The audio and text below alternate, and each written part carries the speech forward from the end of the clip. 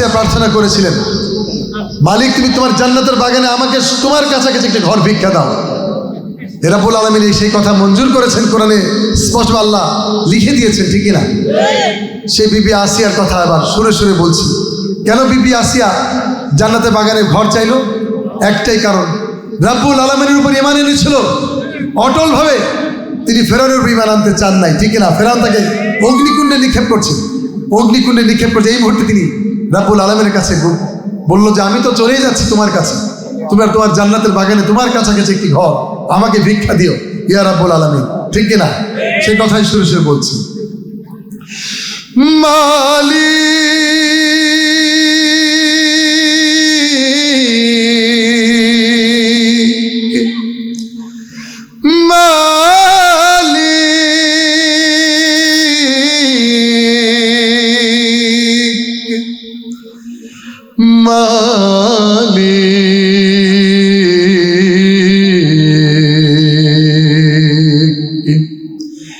একটি ঘর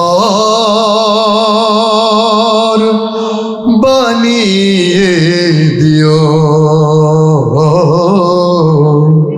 একটি ঘর বানিয়ে দিও, মালিক তুমি জান্নাতে তোমার কাছে আমায় একটি ঘর বানিয়ে দিও, একটি ঘর বানিয়ে দিও।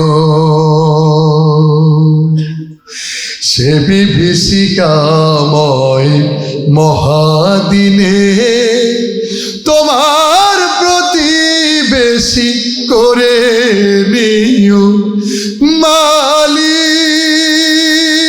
তুমি জান্নাতে তোমার কাছে আমায় একটি ঘর বানিয়ে দিও, একটি ঘর বানিয়ে দিও।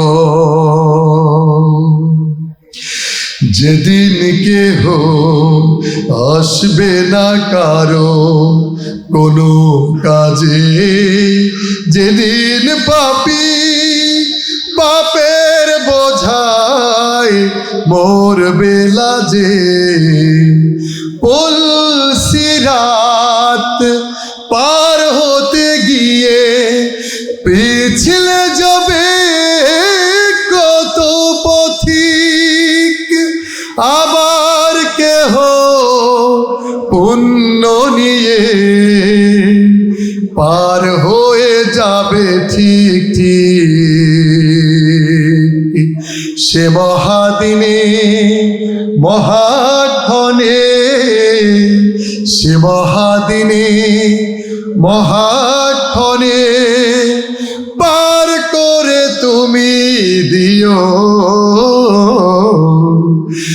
মালিক তুমি জান্নাতে তোমার কাছে আমায় একটি ঘর বানিয়ে দিও, একটি ঘর বানিয়ে দিও।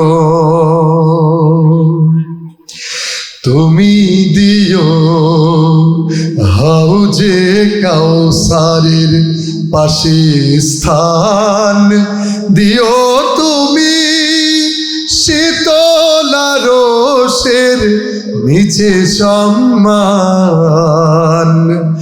প্রিয় রাসূলের প্রিয় উম্মত উতরে যাবে মহাবিচার, পরম আনন্দে জান্নাতে সাজাবে নব সংসার, সে মহা আনন্দে জান্নাতে, সে মহা আনন্দে জান্নাতে নবীর পাশে জায়গা দিও মালিক তুমি জান্নাতে তোমার কাছে আমায় একটি ঘর বানিয়ে দিও একটি ঘর বানিয়ে দিও একটি ঘর